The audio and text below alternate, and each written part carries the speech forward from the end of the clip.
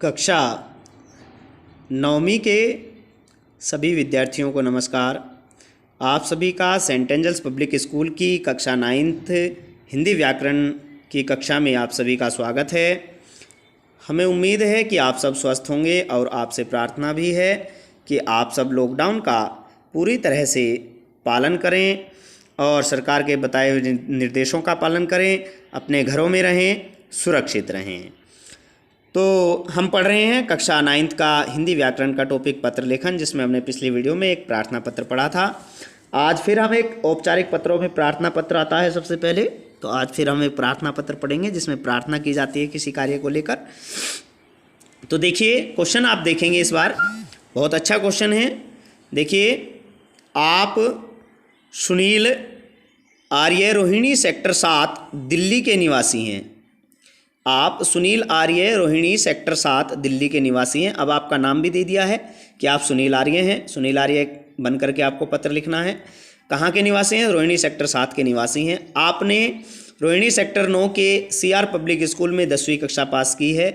अब आपके पिताजी का स्थानांतरण इंदौर में हो गया है, अतः आपने अपने विद्यालय के प्रधानाचार्य महोदय को चरित्र प्रमाण पत्र लेने के लिए प्रार्थना पत्र लिखिए। ये इसमें कैरेक्टर सर्टिफिकेट हमें लेना है। हमारा जहाँ से हमने 10th पास की है वहाँ पर हमारा कैसा अनुशासन था, कैसा हमारा कैरेक्टर था, वहाँ पर हमें मतलब जो है हमारी क्या परफॉर्मेंस थी टीचर्स के प्रति, या हमारे जो है पूरे स्कूल के बच्चों के प्रति, या पूरे स्कूल प्रशासन के प्रति हमारी क्या परफॉर्मेंस है।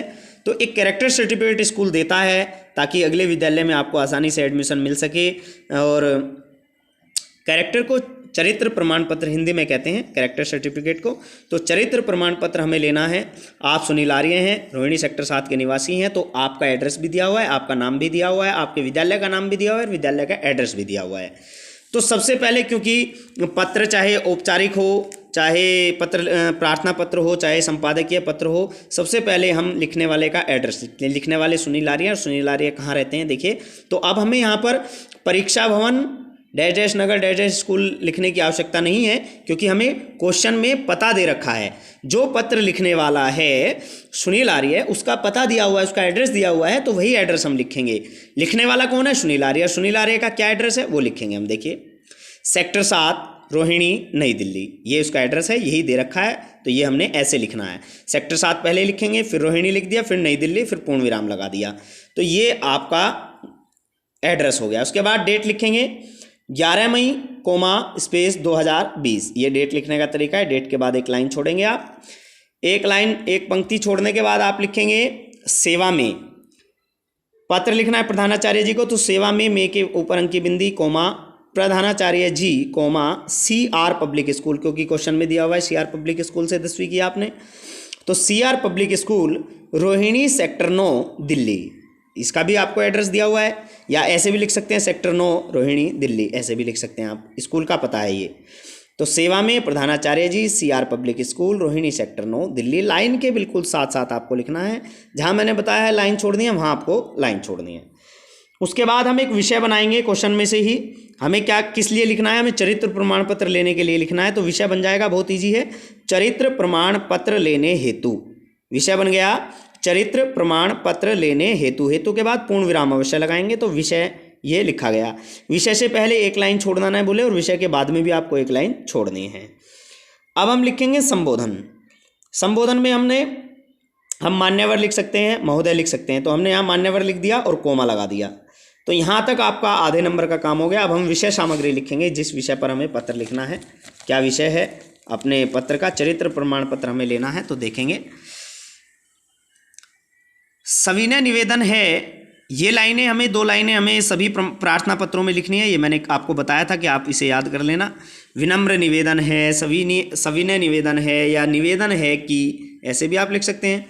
तो सविनय निवेदन है कि मैंने आपके विद्यालय से कक्षा 10वीं यानी 10वीं कक्षा गत वर्ष यानी पिछले साल ही प्रथम श्रेणी से उत्तीर्ण की है।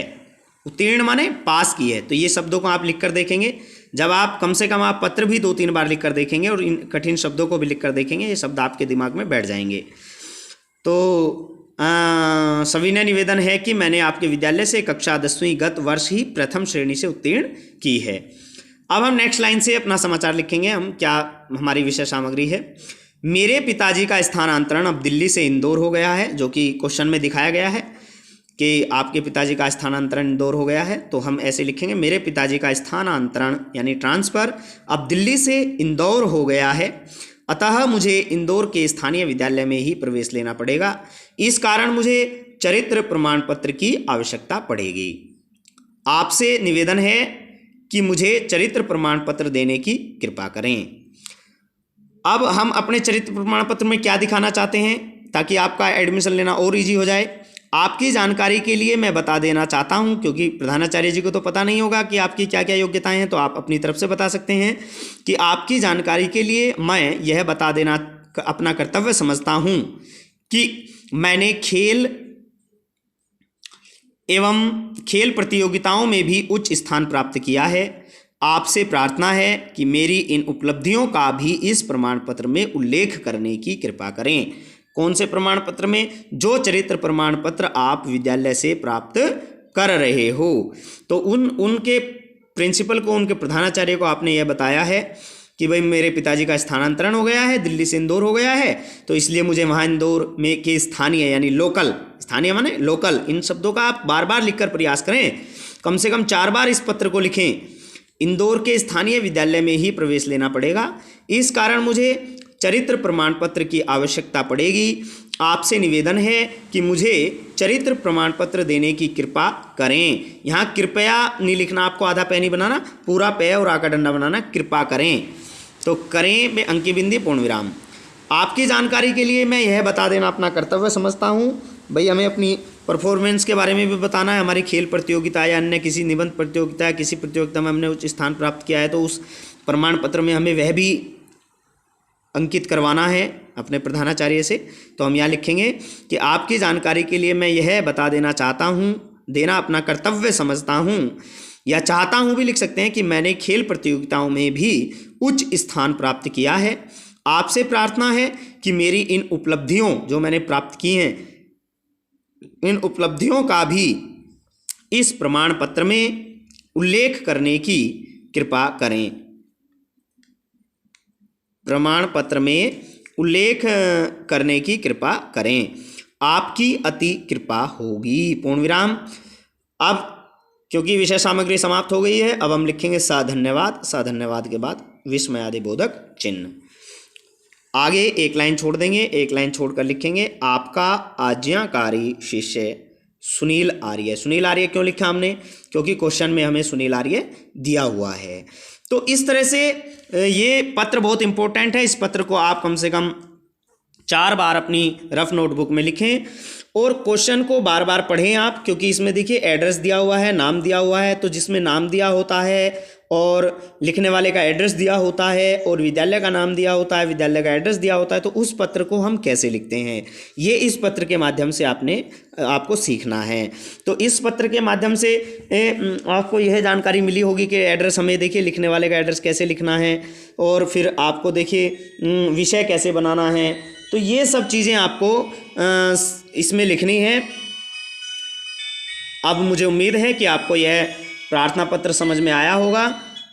तो मुझे यह भी उम्मीद है कि आप सब अपनी प्रैक्टिस करते रहेंगे। फ्री टाइम है आपके पास, तो बार बार आप लिखने का, पत्र लेखन का अभ्यास करते रहें, ताकि आपके मस्तिष्क में कठिन शब्द या नए नए जो हिंदी के शब्द हैं वो आपके दिमाग में बैठ जाएं, वाक्य किस प्रकार बनाते हैं वो आपके दिमाग में बैठ जाए, विषय सामग्री कैसे बनाई जाती है वह भी आपके दिमाग में बैठ जाए। तो मुझे उम्मीद है कि आप सब करेंगे। बहुत बहुत धन्यवाद।